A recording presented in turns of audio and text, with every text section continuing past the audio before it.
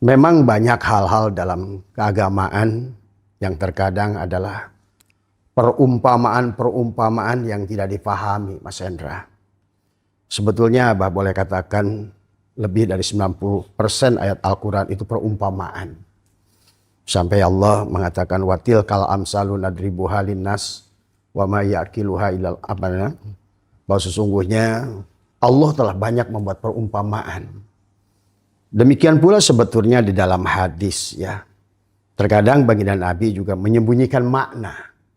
Kenapa menyembunyikan makna? Karena saatnya belum tepat untuk dijelaskan. Barangkali kalau menurut Abah hari ini fenomena dengan ayat-ayat kauniyah yang ada. Seharusnya hari ini adalah lebih mudah. Seperti istilah mursyid, istilah robitoh. Karena sekarang dengan dunia teknologi itu mudah robitoh, Mas Hendra. Dengan tethering itu robitoh sebetulnya. Bagaimana kita bisa connect, Allah sedang menjelaskan kepada kita lewat teknologi. Demikian pula dengan Sherlock misalnya. Sekarang itu kan mencari lokasi guru itu susah. Tapi sekarang Allah mengajarkan, kalau berjalan mencari tempat saja sudah sulit, apalagi mencari Allah. Maka Allah ciptakan teknologi dengan handphone sehingga bisa Sherlock dan lain sebagainya. GPS dan lain sebagainya. Demikian pula waktu baginda Nabi bicara tanda-tanda kiamat. Itu adalah diawali dengan dikisahkan beberapa hadis adalah bagaimana cirinya, tandanya adalah mau kiamat itu diawali dengan mengeringnya danau. Itu kan. Maka ada makna syariat, ada makna hakikat. Ya semuanya. Tetapi kemudian kata Nabi setelah mengeringnya danau Tiberia, kemudian datanglah Ya'juj wa Ma'juj dari semua. Setelahnya datang Ya'juj wa Ma'juj, maka datanglah Dajjal. Setelah datang Dajjal, datanglah Imam Mahdi. Setelah datang Imam Mahdi, datanglah Isa. Setelah itu terjadilah kiamat. Sebenarnya kalau dimaknai lebih dalam, manusia ini sebetulnya adalah kehilangan kesadaran, Mas Hendra. Maka yang diawali oleh dibangun pada saat manusia kehilangan kesadaran, seperti mengeringnya danau Efrat tadi, adalah mengeringnya kesadaran pada manusia. Karena pada asalnya kata baginda Nabi, an-nasu niyamun wa idamatu intabahu. Manusia itu pada saat lahir di alam dunia ini, sebetulnya adalah kesadarannya cuma 12%. Sekarang oleh dunia hipnoterapi diketahui manusia pada saat lahir itu, Mas Hendra, kesadarannya hanya 12%. Berarti 88% manusia itu tertidur. Maka penggambaran orang-orang yang tidur massal, amnesia massal, maka kenapa dalam Al-Quran dikisahkan tentang bagaimana manusia itu harus dikir. Dikir itu kan lawannya dari sadar. Sadar itu kan eling. Dan dikir itu eling sebetulnya. Berarti enggak dikir itu tidak eling. Maka kenapa Allah melarang sholat pun dalam keadaan mabuk. Nah, mengeringnya danau Tiberia ini hilangnya kesadaran manusia. Sehingga manusia tidak mampu membaca ayat-ayat Allah tadi. Bahkan firman-firman sabda baginda Nabi tentang cirinya ada kiamat itu diawali dengan mengeringnya danau Tiberia itu atau danau Efrat itu adalah mengeringnya kesadaran manusia sebetulnya. Karena manusia dalam keadaan tidur. Jadi mungkin Abah sedikit prolog ke belakang dulu Mas Hendra ya sebelum menjawab itu supaya orang tuh paham. Apa itu Dajjal, apa itu Imam Mahdi, apa itu Isa turun. Jadi apakah Isa benar mau turun? Tidak. Tidak. Tetapi adalah kesadaran Isa yang akan turun. Jadi pada saat manusia diciptakan Mas Hendra, sesungguhnya kita kan dibagi dua. Ada dohir, ada batin. Manusia itu bukan jasad. Yang disebut fitrah manusia itu ruh yang ditiupkan. Kita ini 100% sadar. Maka manusia itu pada saat dia mati, nanti kesadarannya baru bangun. Itu baginda Nabi. An-nasu niyamun wa idamatu intabahu. Manusia itu pada dasarnya adalah tidur. Tapi ketika mati dia bangun. Maka disinilah sebetulnya Nabi sedang bercerita tentang bagaimana mengkiamatkan diri.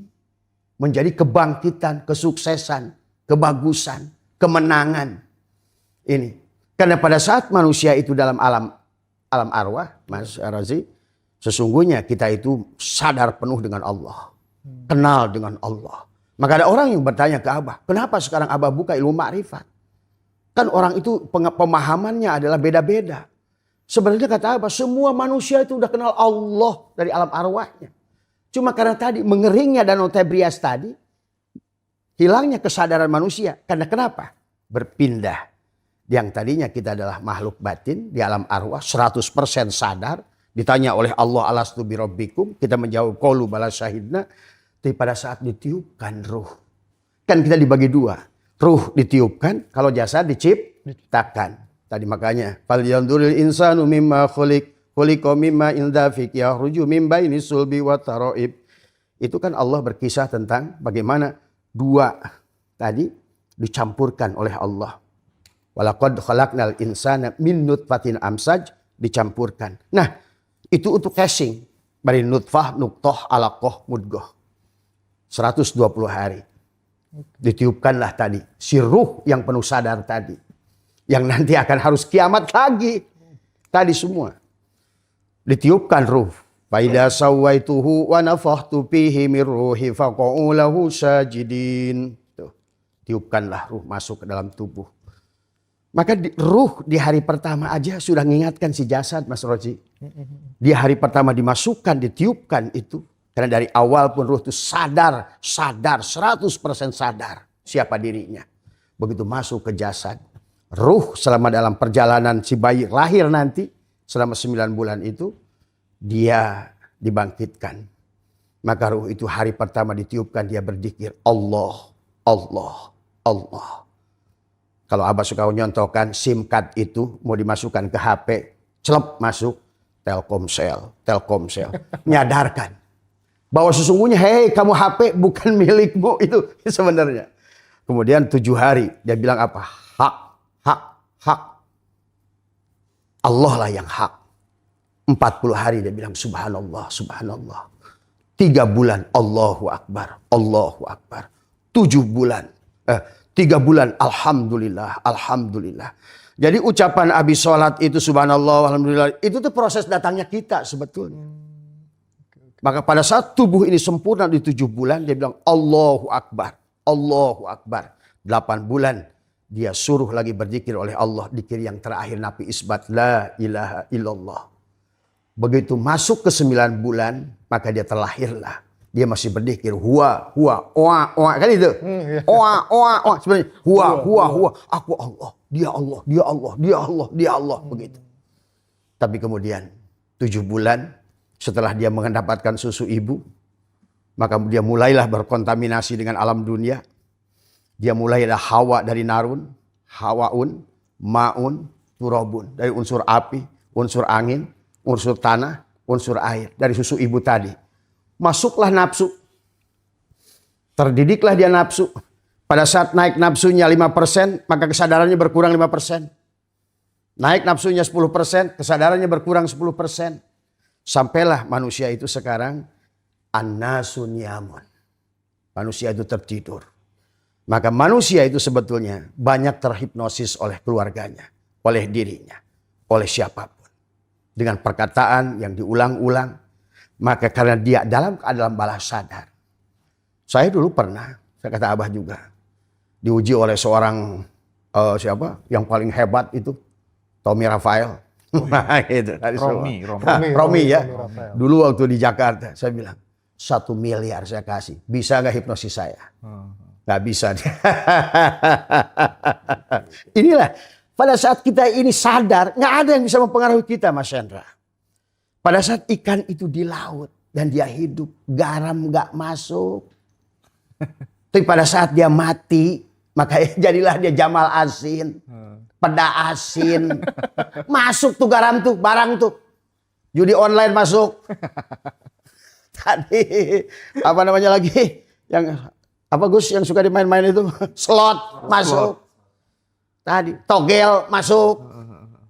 Itulah yang terjadi hari ini. Nah, Nabi itu bicara tentang kiamat tadi adalah manusia bicara kehilangan kesadaran karena berubahnya dari kesadaran ruh ke kesadaran jasad. Sebetulnya di situ. Itu juga nanti adalah konsep kepada kita Bagaimana kita adalah STS, sadar, tenang, senang. Kalau nggak sadar dulu, mau disuruh apa orang nggak sadar. Dikasih ilmu nggak sadar. Sholatnya juga nggak sadar. Hajian nggak sadar. Walaupun diperah habis-habisan nggak sadar. Jadi sapi perahan nggak sadar. Apapun nggak sadar. Inilah maka sampai Allah mengingatkan wahum yasabuna annahum yusinuna sun'a. Sia-sialah yang kamu lakukan itu. Maka itulah sebetulnya yang disebutkan dengan mengeringnya, kata Nabi, diawali dengan mengeringnya Danau Efrat, mengeringnya kesadaran. Ya. Pada saat kesadaran sudah mengering, maka pikirannya sudah rubah. Maka kalau dalam bahasa ini Mas, film Mahabharata, ya, tentang tentang siapa? Drupadi, yang punya suami 5. Poliandri. Iya, poliandri. Sebetulnya itu juga orang suka salah nuduh kepada Mahabharata itu jelek. Padahal dimaksud adalah siapa tadi? Drupadi. Kenapa dia diciptakan dari api? Pada dasarnya kita pun waktu lahir itu proses pembakaran. Tadi semua sama saja pada dasarnya. Dan tubuh ini punya istri 5 nanti yang kehilangan kesadaran tadi.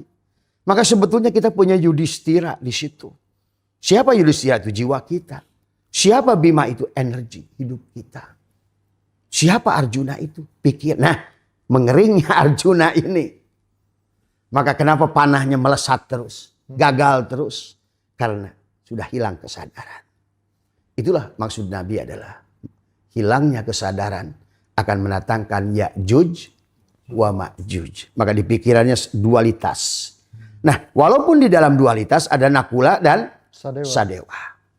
Artinya bagi Nakula, bagi Drupadi, bagi tubuh, ya terserah. Mau baik, mau buruk, tetap dilakukan oleh tubuh itu. Nah inilah mengeringnya. Itulah yang disebut Ya'juj wa Ma'juj, itu sama dengan perlambang Nakula Sadewa. Dualitas kita hidup di alam dunia ini. Maka bagi orang yang tidak paham, tidak akan mengerti sorga di sini, neraka di sini. Karena satu, sebenarnya kalau 2 disebutkan Mas Hendra, sebetulnya itu 1.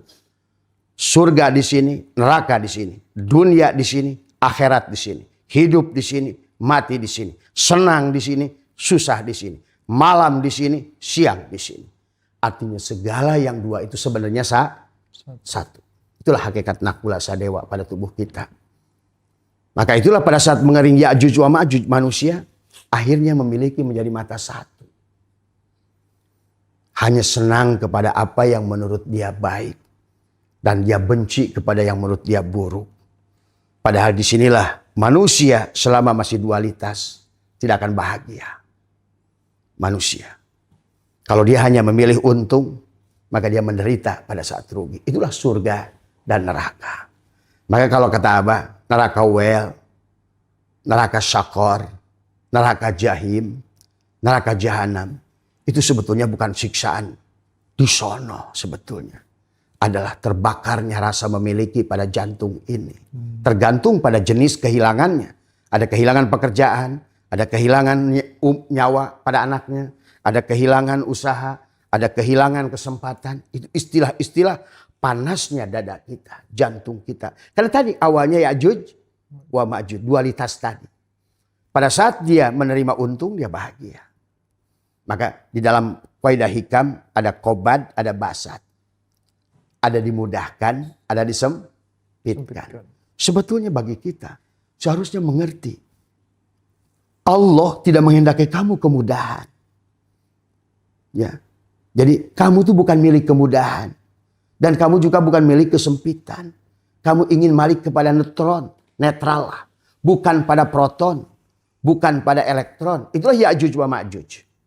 Jadi Ya'juj wa Ma'juj elektron dan proton. Maka orang pada proton, sepositif apapun ada positron. Ada positif yang negatif. Ada negatif yang positif. Maka bukan menjadi Arjuna kah atau bukan menjadi Kurawa. Kalau Kurawa itu mainnya baik, gitu. Kalau Rahwana itu mainnya baik. Dan kalau ditanya, Mar Rabbuka, siapa Tuhanmu? Dalang. Man imamuka? Dalang. Siapa yang bicara? Dalang. Siapa yang membuatmu buruk? Dalang. Kata dalang. kisah wayang nanti aku akan jadikan kamu Arjuna. Tapi Arjuna kalau ditanya, siapa yang buat kamu gagah? Saya. Siapa yang hebat memanah? Saya. Siapa yang jago? Saya. Dipastikan oleh dalang si Arjuna akan berperan menjadi Rahwana. Inilah kehidupan yang diulang itu, Mas.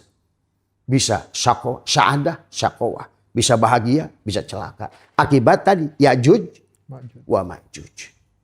Berpikir selalu menolak. Itulah Allah mudahkan, Allah susahkan. Kamu bukan milik kemudahan, kata Allah, tapi juga pada saat Mas Roji dimudahkan. Mudah. Jalan turun. Duit mudah, badan sehat, anak baik, keluarga baik. Tapi nggak sadar. Ditutup, masuk mulai kesempitan. Sempit, hutang banyak, masalah ada, anak sakit. Begitu sudah mulai turun, diangkat lagi. Karena kamu bukan milik kesempitan dan kamu juga bukan milik lapangan. Tapi kamu adalah milik aku, kata Allah itu. Maka sebetulnya Ya'juj wa Ma'juj ini harus dipandang bukan sebagai musuh. Maka dualitas itu kalau kata Abah nanti adalah ada menyatukan dualitas. Tadi semua. Menyatukan di dada di sini. Maka Abah ada jawabkan amaliyah di sini, amaliyah di dada, amaliyah di atas. Adalah untuk menghilangkan dualitas tadi. Supaya kita indah. Ke kiri dan ke kanan pun indah. Melampaui dualitas. Melampaui dualitas. Begitu kita, nah inilah yang Abah lakukan. Begitu Abah menerima dualitas itu. Ternyata disitulah keindahan. Kalau tidak akan masuk pada Dajjal. Disitulah kita akan menjadi hakim, menjadi jaksa. Bahkan di dalam rumah pun menghakimi istri sendiri. Menghakimi anak sendiri. Menghakimi tetangga sendiri. Jadi jaksa pada siapapun. Salah. Karena yang kamu anggap benar adalah benar menurut kamu. Yang sifatnya subjektif. Akhirnya jadi Dajjal. Jadi indikator bahwa seseorang itu udah bisa melampaui dualitas adalah ketika dia atau mereka sudah bisa menerima baik itu kejadian yang baik, yang buruk, semuanya udah bisa diterima. Bisa gitu diterima. Ya, dan itulah proses belajar. Kata sabar itu harus dilatih. Nah itu melatihnya itu Mas Hendra. Baik, buruk, untung, rugi. Itulah surga dan neraka. Tuhan itu bicara begitu doang untuk kebaikan kita.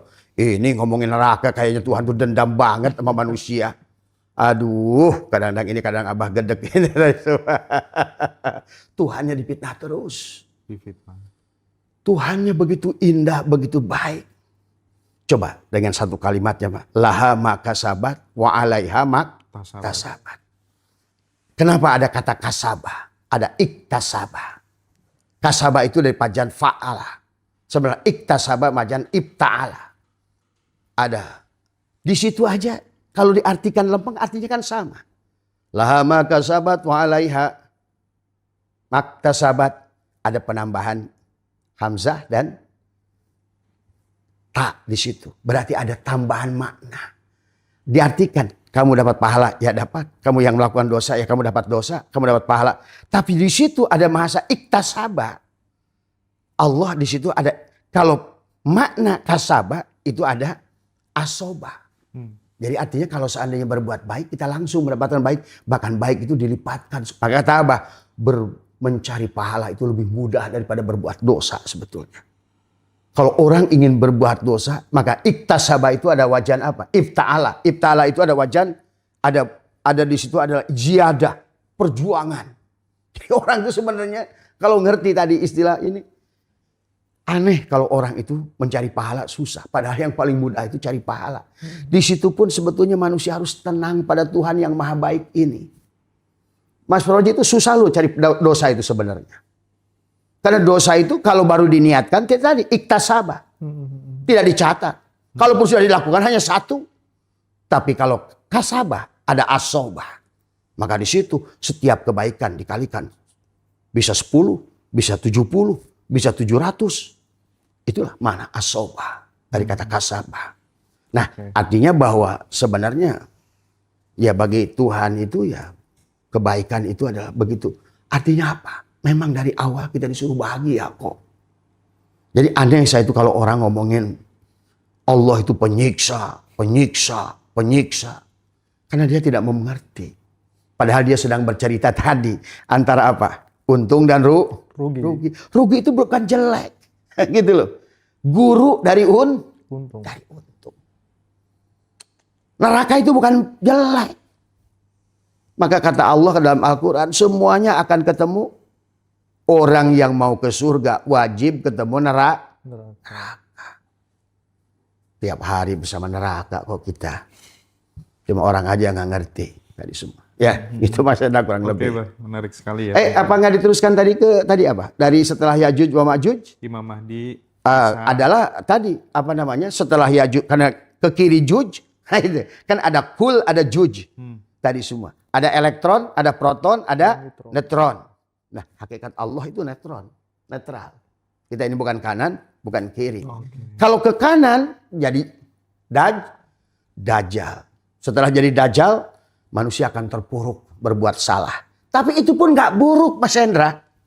Maka di dalam Sunda itu ada terang-terang, kolentrang, cilondok paeh, nunutan, tikus rukana, durukan, mesat gobangka, buyutan. Tuh, artinya kehidupan ini seperti perang Mahabharata. Terang, enak, nggak enak, baik, buruk. Tadi Yajuj wa Majuj, menang, kalah. Akhirnya dia menjadi Dajjal, tikus ruk. Artinya apa? Dagang jadi rugi, perjuangannya gagal. Tapi itulah modal untuk dia bangkit. Tikus ruk karena durukan itu terbakar ke dalam api, akhirnya mesat gobang, dia bangkit. Itulah, maka setelah dia masuk Dajjal datang Imam Mahdi. Orang itu akan mendapatkan kebenaran setelah berbuat salah, Mas Hendra. Maka saya menyaksikan kenapa wali seperti Robiah Adawiyah, Syekh Syirih Sakoti, Fudail bin Iyad, Umar bin Khattab dari sahabat. Justru mereka itu mendapatkan kemuliaan setelah tikus ruk karena durukan tadi. Setelah berbuat salah. Dia akhirnya menemukan Imam Mahdi. Di mana? Di dirinya. Karena dia sudah bisa membunuh Dajjal. Dia bunuh tadi yang dualitas tadi. Saya terima ya Allah kanan atau kiri. Saya terima ya Allah untung dan rugi. Saya terima ya Allah menang dan kalah. Kemanapun tak ada satupun fi'il kecuali perbuatanmu. Wallahu khalaqakum wa ma ta'malun. Setelah kita sadar tidak ada perbuatan yang pada Arjuna kecuali dalang. Tidak ada perbuatan kepada Rahwana kecuali dalang. Satu ucap pun, satu gerak pun, semuanya la tataharraku zarratun illa bi'idni, dalang. Tidak bergerak satu wayang pun kecuali izin, sadar dia di situ. Itulah Imam Mahdi itu sadar. Setelah dia menemukan kesadaran, muncullah Imam Mahdi pada dirinya. Setelah Imam Mahdi muncul apa? Datang Isa timal ruhama ubainahum.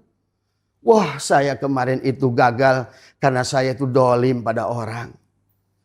Saya itu kemarin gagal karena saya pelit kepada anak buah saya. Datanglah Isa. Sifat ruhama, mulailah dia belajar memberi. Tuh. Kalau sudah Isa datang, Imam Mahdi datang, Isa datang, akhirnya datang kiam, bangkitlah dia. Sebetulnya. Setelah dikusruk dalam kejatuhan, ke dalam neraka, dia bangkit untuk naik ke dalam sorga.